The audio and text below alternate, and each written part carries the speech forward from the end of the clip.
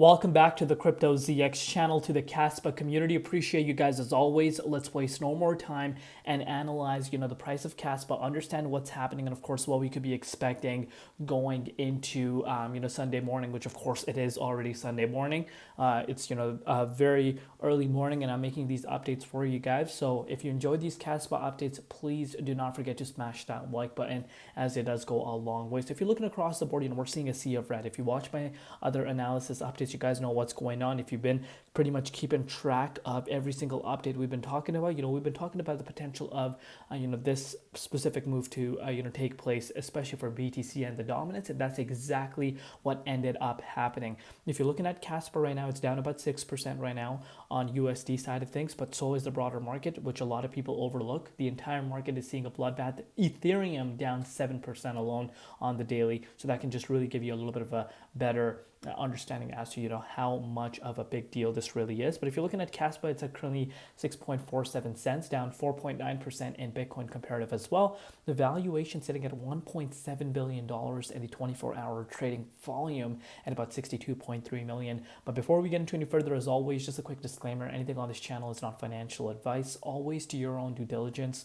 and research when you are investing in crypto. So I'm sure if you guys pay attention to the news, you guys know yesterday was quite a big news that's coming out globally, that's impacted the global world, and that can have an impact on the traditional markets as well as the stock market, which of course is closed over the weekends. But I think it's going to really play out that, as we do go into Monday morning, I think the stock market is going to react to this. But if you're looking at BTC and the crypto market never closes, and it has reacted to that. Dominance done exactly what we projected, to break towards a new yearly high. You can see this for yourself. We're pretty much on the verge of heading more towards the upside, 66% even. And these are some levels we're retesting for the first time since 2021. So it's been a very, very long time since the dominance was this high. So of course, this is not the best thing for altcoins if you understand, how the dominance works. But again, you shouldn't be surprised at all if you've been following the Crypto ZX channel, because this is something we've been discussing day in, day out. If you're looking at BTC, on the other hand, Bitcoin did retest $100,000 support line, which I talked to you guys about how, we're open to that range.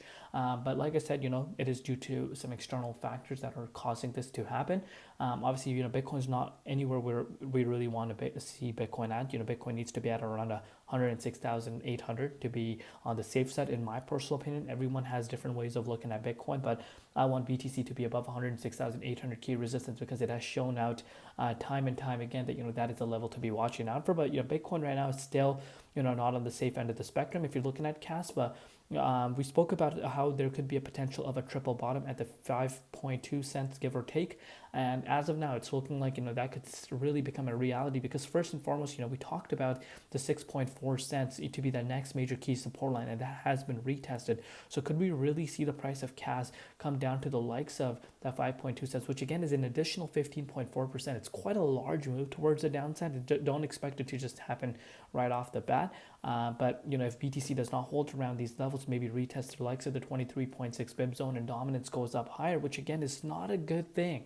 Dominance going this high is not a good thing, because now I know a lot of people are going to come and be like, well, Kaspa only got down to the 5.2 cents when the price of Bitcoin was at around 74. So why would it get down to that level if we just go down to the likes of 96k? Well, the reason why is because dominance is continuing to climb, and this is something you don't want to be ignoring.